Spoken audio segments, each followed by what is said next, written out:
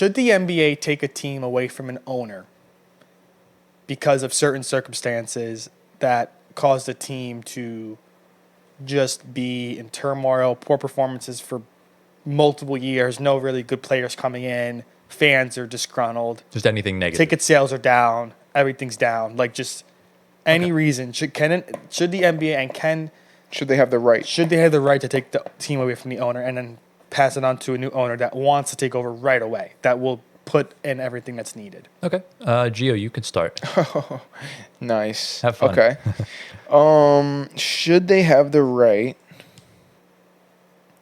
This is tough, man. Because I already know my answer, but I'm going to wait for you to say yours first.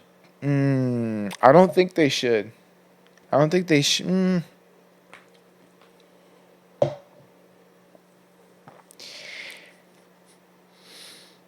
Think about like the worst things that could happen.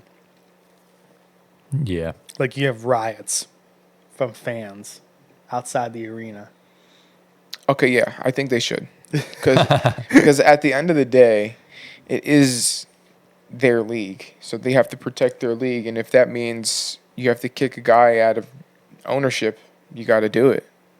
You know what I mean? Like, but I would say it would have to be under very extreme circumstances, like what you said, like there's riots or whatever. Or an owner gets caught on tape like Donald Sterling. Yeah, or something like that, Yeah. where owner gets caught in like legal trouble or whatever it is. So I would say yeah. What do you think, Tyler? So we kind of saw something similar literally 2 years ago, or not even, maybe like a year ago.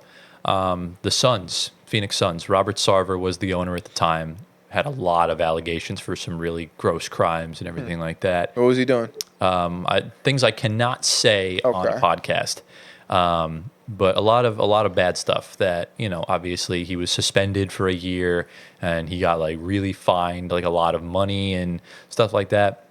You can't overthrow an owner. You can't force someone to sell. But the NBA and all the governors and everything put so much pressure on him that he was forced to sell the team essentially. So what does that look like? Do you know? What does that pressure look like for the owner? I think it's just, I don't know exactly what it entails, but you're basically hearing it from every higher up that's affiliated or with the NBA. And look, if you're a piece of shit like Robert Sarver is, then you're clearly not fit to run a basketball team. You're clearly not fit to run, to represent a city and a team like that. So, and same thing with Donald Sterling. When you're caught doing these things and you're in this position of owning an actual NBA franchise worth billions of dollars, Right. you can't be there anymore. And last year we saw him sell. And to answer your other question, what you were saying before about bringing in someone that is passionate, Matt Ishbia. Now, the way you become an NBA owner is you need to be sponsored by a current owner. And that's exactly what our owner, Joe Tsai, did. He was the sponsor for Ishbia, kind of showed him the ins and outs of everything. And that's how the KD trade really happened. So that's kind of essentially the main gist of it for the most part. Right. But I don't think Adam Silver can forcefully take a team away from someone. I see. The NBA can buy a team out and move it or do whatever they want with it. Like we saw. So they can buy it and then sell it to a new owner. Right. Like, for example, the NHL bought the Arizona Coyotes and moved them to Utah. So that's basically one thing they can do. That's why the Arizona Coyotes are technically an inactive franchise. They exist still, but they're just not. They're suspended operations. Wow. So we saw this 10 years ago with soccer. Remember Chivas USA? They did the same thing. That's why MLS bought them, shut it down, and birthed LAFC. Interesting. So that's one end of the spectrum. But, as an association, the NBA works differently than a league or a tour or anything of that. Are we able to get into that difference? Like, do you guys know the difference Look it up between right an now. association and a league? I'll look it up right now. Difference between an association. That's always been something I've wondered about. Like, why is it the National Basketball Association and not the National Basketball League? Right. So the main difference between a league and an association is that a league is a group of teams that compete against each other, while an association is a group of people or organizations that work together towards one common goal. Okay. So essentially speaking, So the same thing. well, kind of. Keep in mind, NFL, like Woody Johnson is an owner, right? Got it. Joe Tsai is a governor. So the owner is not, you're working under the NBA. Whereas the NFL, these teams are kind of their own entities that are in the NFL. Gotcha. So, yeah. And that's why the Players Association is so powerful, because it's an association. And that's why they have a lot of say with things. That's why lockouts happen, everything like that.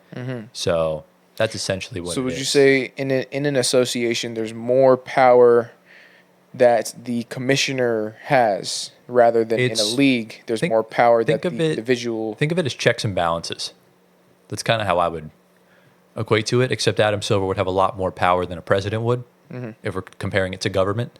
But that's kind of how it is. But Adam Silver's held accountable by everyone else. Right. So, and he hires people that will not only do the job that he thinks they will do, but they'll also hold him accountable and make sure he's doing his. Right. So that's, I guess, the main difference between it.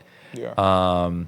But yeah, it says associations can be nonprofit that promote. I have an interesting question. Yeah, but you want me to finish reading this first? Yeah. They can be nonprofit organizations that promote the economic, scientific, or social well-being of their members. And that's stuff the NBA does. They have a lot of movements and have a lot of charity work and everything like that. Not saying the other leagues don't, but it's more prominent with associations. Okay, that's good.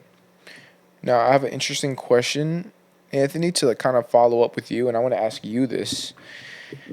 So your question was, should the commissioner have the power or the right to remove an owner from his position based on, bad things that they were doing or other reasons, right? That was your question. My question to you is, should owners of teams have the right to remove a commissioner if the commissioner is acting up? Or, I don't know, taking advantage of his power or whatever it might be. They have that power because the commissioner works for the owners. So the owners are essentially in charge of all of everything. So that's why Goodell gets his extensions, because the owners love what he's doing. But if something happens, the governors can vote and kick him out and quickly appoint. So they can do that. Commissioner. Okay. Yeah. Like I said, checks and balances. Yeah. Okay. It all equates to one. No one's got 100% power. No one's God. No. Basically. Exactly. Okay. And the owners are the ones setting the CBAs Right. for the players to agree on. Yeah. Interesting. I never understood that whole aspect. So thank you for bringing up this question. It's really helping with this understanding of what goes on behind the scenes. Adam of Silver basketball. kind of just oversees a lot of stuff. Yeah. Okay. And he's obviously the public spokesperson for the NBA. Yeah. He really is unironically the face of the NBA. Yeah. Even though he's not the face of the NBA.